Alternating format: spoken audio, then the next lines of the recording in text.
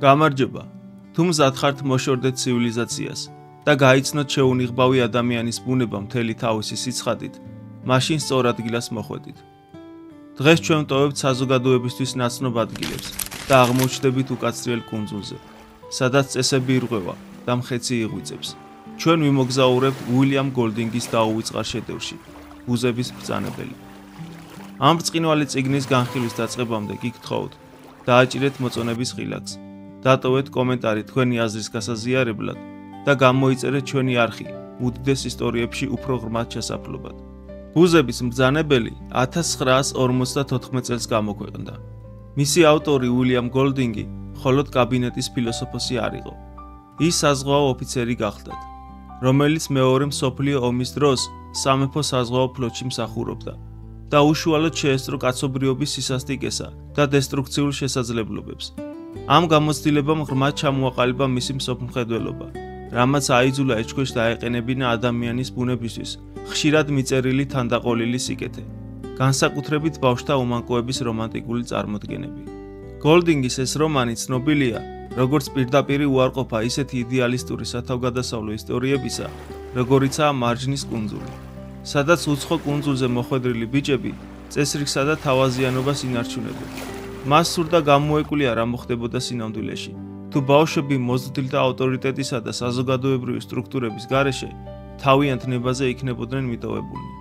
მისი პასუხი იყო მკაცრი, ალეგორიული გამოფხიზლება. ცივილიზაციის გარეგანის შეზღუდვების გარეშე კაცობრიობის შინაგანი სიბნელე გარდაულად იჩენდა თავს, რაც გამოიწვევდა ქაოსს, ძალადობასა და თვითგანადგურებას. ბუზების მბრძანებელი არის ფუნდამენტური კითხვების, მორალის, საზოგადოებისა და ცივილიზაციის შესახებ ძლიერი, მაგრამ აბსოლუტურად დამაჯერებელი კვლევა. ის ბედავს კითხვას: ვართ თუ არა თანდაყოლილად კეთილები, თუ უბრალოდ შეზღუდულები? ისტორია იწყება შემზარავი, მაგრამ ერთი შეხედვით განმათავისუფლებელი წინაპირობით. ბრიტანელი სკოლის მოსწავლეების ჯგუფი, ევაკუირებული ატომური ომის დროს, აღმოჩნდება მიტოვებულ ტროპიკულ კუნძულზე, მათი თვითმფრინავის ჩამოვარდნის შემდეგ. თავდაპირველად კუნძული სამოთხით აღიქმება: უამრავი ხილი, სუფთა წყალი, დიდრული მცენარეულობა და არც ერთის დასრული. ეს ზღაპრული გარემო თავისუფლებისა და ბედნიერების განცდას ქმნის.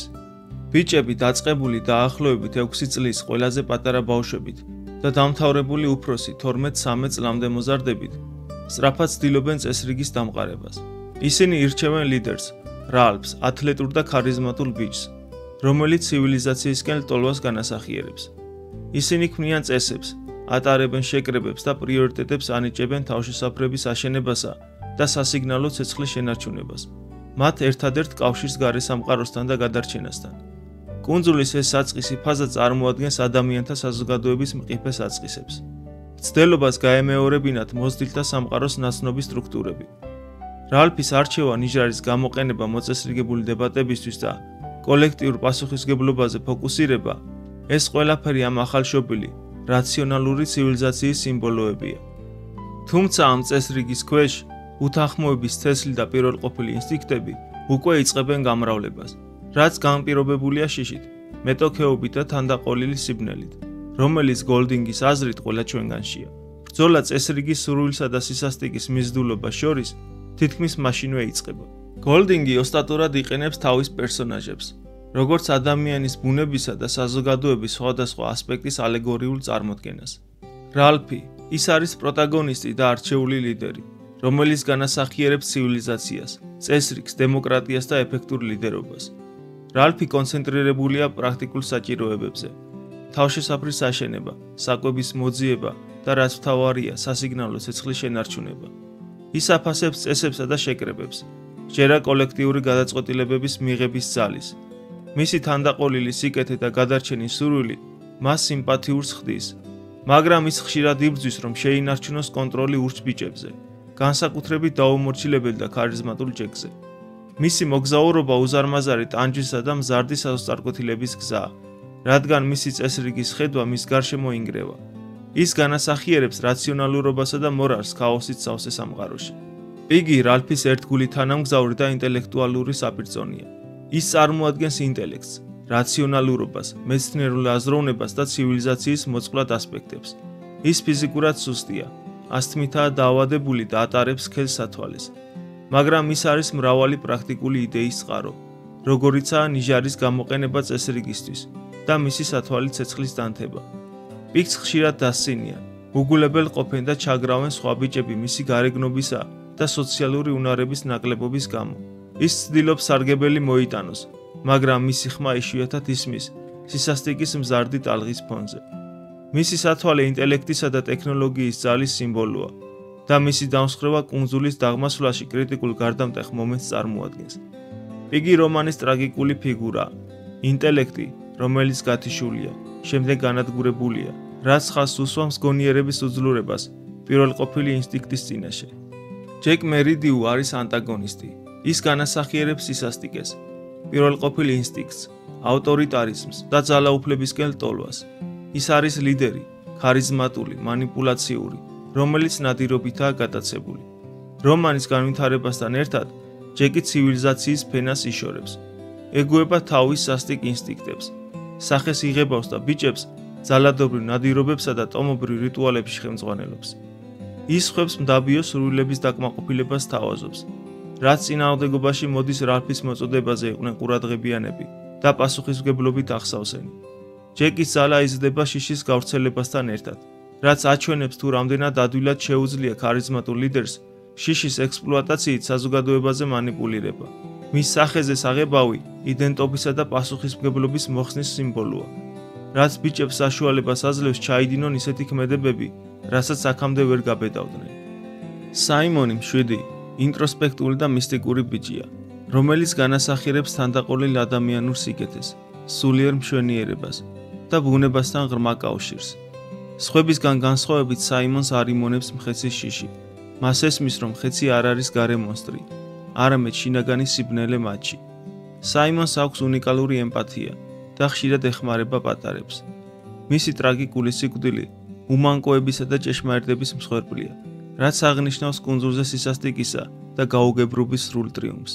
ის არის მორალით ახსავსე პიროვნება, ერთადერთი ვისაც ნამდვილად ესმის, მაგრამ საბოლოოდ განადგურებულია იმ ძალების მიერ, რომელთა განათლებასაც ცდილობდა. როჯერი, ის განასახიერებს სადიზმს, შეუზღუდავს სისასტიკეს და მორალური შეზღუდვების არარსებობას. როჯერი ჯეკის სისასტიკის აღსრულებელი ხდება და სიამოვნებას იღებს სხვების ტანჯვით. ის მიზანმიმართულად დააგორებს ლოდს, რომელიც კლავს პიგის, რაც ნიშნავს უმიზნო უაზრო ბოროტების ტრიუმფს. როჯერი წარმოადგენს კაცობრიობის უმძიმეს პოტენციალს. აჩვენებს რა ხდება, როდესაც საზოგადოებრივი წესები სრულიად იშლება და თანდაყოლილ სისასტიკეს თავისუფლება ეძლევა. ლიტლუნები, კუნძულზე ყველაზე მცირეწლოვანი ბიჭები, რომლებიც წარმოადგენენ მოწყვლად, ადვილად მანიპულირებად შიშით მართულ მასას. ისინი ჯეკის ზეგავლენის ქვეშ არიან მოქცეულები და ეს გვაჩვენებს, თუ რამდენად ადვილად შეიძლება შიშმა და უსაფრთხოების სურვილმა ინდივიდებს აიძულოს საკუთარი ავტონომია ავტორიტარულ ლიდერს გადასცენ.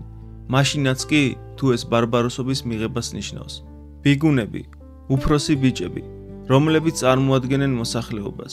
მათი მოქმედება ან უმოქმედობა განსაზღვრავს ძალთა ბალანს კუნძულზე. მათგან ბევრი მიილტვის ჯეკის ტომისკენ, პასუხისმგებლობისგან განთავისუფლების გამო, რაც გვიჩვენებს თუ რამდენად ადვილად შეიძლება ინდივიდები დაემორჩილონ ბრბოს მენტალიტეტს და მიატოვონ რაციონალური აზროვნება პირველყოფილი სურვილების დაკმაყოფილებისთვის. ბუზების მბრძანებლის ნარატივი საზოგადოების სწრაფი, სასტიკი კოლაფსის შემზარავი ქრონიკაა. ცივილიზაციის თავდაპირველი მცდელობა მყიფია. რალფის არჩევა, წესების დადგენა და ნიჟარაზე მინიჭებული მნიშვნელობა დემოკრატიისა და სიტყვის თავისუფლების სიმბოლოა. ის ასახავს იმ ნორმების დამყარებას, რომლებსაც ისინი უკვე იცნობდნენ. ყურადღების ცენტრში სასიგნალო ცეცხლია, გადარჩენის იმედის შუქურა, რაც მათ ზრდასრულ სამყაროსთან აკავშირებს. თუმცა, შიშის გაჩენა სწრაფად იწყებს ამ წესრიგის შერყევას. ხეცი, რომელიც მათ წარმოუდგენიათ კუნძულზე მოჩვენებად, არის იარაღი, რომელიც ჯეკს სჭირდება მათზე მანიპულირებისთვის. ეს მხეცი თავდაპირველად გარეგანი შიშია, მაგრამ საიმონი სწორად ასკვნის, რომ ის სინამდვილეში თავად ბიჭების შინაგანი სისასტიკის გამოვლინებაა. უცნობი შიში და ცრურწმენის მიმზიდველობა უფრო ძლიერი აღმოჩნდა, ვიდრე რაციონალური აზროვნება. რალფსა და ჯეკ შორის მზარდი მეტოქეობა აშკარად წარმოადგენს ცენტრალურ კონფლიქტს. რალფის ფოკუსირება გრძელვადიან მიზნებზე ეწინააღმდეგება ჯეკის მიზანს, გამუდმებით და დაუყოვნებლივ დაიკმაყოფილოს სურვილები. ჯეკის ტომი იძენს მიმდევრებს ხორცის, პასუხისმგებლობისგან განთავისუფლების და ნადირობის მღელვარების შეთავაზებით. გონების დაცემა სიმბოლურად გამოიხატება პიგის მზარდი, უარყოფითა და დაცინვით. მისი ხმა, რომელიც ინტელექტს და ლოგიკას წარმოადგენს, სულ უფრო მარგინალიზებული და დაცინვის ობიექტი ხდება. ბიჭები აირჩევენ ჯეკის მარტივ, ძალადობრივ გადაწყვეტილებებს პიგის კომპლექსური მსჯელობების ნაცვლად. სისასტიკე სულ უფრო და უფრო მზარდი ხდება, რადგან ჯეკის ტომი ანვითარებს ნადირობას. იყენებს სახის საღებავს, როგორც ნიღბებს, იდენტობისა და პასუხისმგებლობის მოსაშორებლად და მონაწილეობს ტომობრივ სიმღერებსა და რიტუალებში. ღორებზე ნადირობა სულ უფრო სასტიკი ხდება, რაც პიგს აღწევს დედალი ღორის თავის ძეზე წამოწმით. თავად შემზარავი ბუზების მბრძანებელი. ეს ლპობა დაწყებული ბუზებით სავსე თავი, ხეცის ჭეშმარიტი ბუნების გროტესკულ, ხელშესახებ სიმბოლოდ გვევლინება, როგორც კაცობრიობის შინაგანი ბოროტება და კორუფცია. საიმონის დაპირისპირება ამ სიმბოლოსთან განმანათლებლობის საკვანძო მომენტია. მისი ტრაგიკული სიკვდილი უკან დასახევი გზის არარსებობას ნიშნავს. მას შემდეგ, რაც გაიგო მხეცის ნამდვილი ბუნება, რომელიც სინამდვილეში მკვდარი მედესანტია, საიმონი მიდის რათა სხვებს უამბოს. თუმცა რიტუალურ ცეკვებში მონაწილე ბიჭები მას მხეცად მიიჩნევენ და სასტიკად კლავენ. ეს ქმედება, რომელიც თითქმის ყველა ბიჭმა ჩაიდინა რალფისა და პიგის ჩათვლით, რომლებიც უნებლიეთ ან შიშის გამო მონაწილეობდნენ, კუნძულზე მორალისა და უდანაშაულობის სრულ კოლაფს ნიშნავს. ერთადერთი ჭეშმარიტი სიკეთე განადგურებულია, გამძინვარებული ბოროტებით. პიგის სიკვდილი და ნიჟარის განადგურება ამყარებს სისასტიკის ტრიუმფს. პიგი ნიჟარას ჩაჭიდებული ცდილობს გონიერებისა და წესრიგის დაცვისკენ მოწოდებას. როჯერი ჯეკის სახელით მოქმედი მიზან მიმართულად გადაადგილებს მასიურ ლოდს, რომელიც პიგის სასიკვდილოდ აზიანებს და ნიჟარას 1000 ნაწილად აქცევს.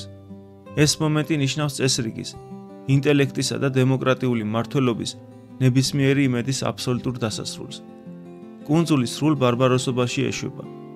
რალფი კი ცივილიზაციის უკანასკენ მოაზროვნედ რჩება. ისტორია სრულდება რალფზე ნადირობით, რადგან ჯეკის ტომი ახლა უკვე სრულიად ველური ცდილობს მას ცხოველივით დაედევნოს. ისინი ცეცხლს უკიდებენ კუნძულს, რათა ის გააძევონ, ქმნიან მასიურ, დესტრუქციულ ხანძარს, რომელიც პარადოქსულად საბოლოო სასწარკვეთილ სიგნალად იქცევა. ბუზების მბრძანებელი სავსეა მნიშვნელოვანი თემების განხილვით, რომლებიც ღრმად ჟღერდება და აზრის პროვოცირებას აგრძელებს. ცივილიზაცია სისასტიკის წინააღმდეგ. ეს არის ცენტრალური, ყოვლის მომცველი თემა. გოლდინგი იყენებს კუნძულის მიკროსამყაროს, რათა შეისწავლოს ცივილიზაციის შემანარჩუნებელი, საზოგადოებრივი წესებისა და მორალური კოდექსის დელიკატური ბალანსი და პირველყოფილი, დამანგრეველი ინსტინქტები, რომლებიც კაცობრიობის ზედაპირის ქვეშ დევს. ბიჭების დაცემა გვიჩვენებს, თუ რამდენად სწრაფად შეიძლება ცივილიზაციის ფენა გაიბზაროს და დაიშალოს, როდესაც გარე კონტროლი მოიხსნება, რაც ყველაში არსებულ ბარბაროსობის თანდაყოლილ უნარს ავლენს. უმანკოების დაკარგვა. რომანი ზედმიწევნით აღწერს ბიჭების ტრაგიკულ ტრანსფორმაციას, უდანაშაულო სკოლის მოსწავლეებიდან სასტიკ მხეცებამდე. ისინი იძულებულნი არიან შეხვდნენ საკუთარი ბუნების მკაცრ რეალობას. ბავშვობის უდანაშაულობას საშინელ პროცესში კარგავენ. თავდაპირველი იმედი და მხიარულება ადგილს უთმობს შიშს, ძალადობასა და მკვლელობას, რაც ხაზს უსვამს დამანგრეველ პოტენციას, თუნდაც ერთი შეხედვით უდანაშაულო ინდივიდებში. ბოროტების ბუნება. გოლდინგი ამტკიცებს, რომ ბოროტება არ არის მხოლოდ გარეგანი ძალა, არამედ ადამიანის ბუნების განუყოფელი ნაწილია. ხეცი არის თანდაყოლილი სიბნელის, სისასტიკისა და ძალადობის უნარის მეტაფორა, რომელიც ყველა ინდივიდშია. ბიჭები შიში ქმნის გარე მონსტრს, მაგრამ მათი ქმედებები ამტკიცებს, რომ ნამდვილი მონსტრი თავადვე არიან. ბუზების მბრძანებელი იგივე ღორის თავი აშკარად ეუბნება საიმონს ამ ჭეშმარიტებას. ხეცი რაღაც ისეთი გეგონა, რისი მონადირებაც და მოკლად შეიძლებოდა. ძალაუფლება და ავტორიტეტი. რომანი იკვლევს ლიდერობის სხვადასხვა ფორმას და იმას თუ როგორ მოიპოვება და ხორციელდება ძალაუფლება. რალფი წარმოადგენს დემოკრატიულ, პასუხისმგებელ ავტორიტეტს, რომელიც დაფუძნებულია გონიერებასა და საერთო სიკეთეზე. ჯეკი წარმოადგენს ქარიზმატულ, ავტორიტარულ ძალაუფლებას, რომელიც დაფუძნებულია შიშზე, მანიპულაციაზე და პირველყოფილი სურვილების დაკმაყოფილებაზე. გოლდინგი ვარაუდობს, რომ უკონტროლო ავტორიტარულ ძალაუფლებას გარდაულად მივყავართ ტირანიასა და განადგურებამდე.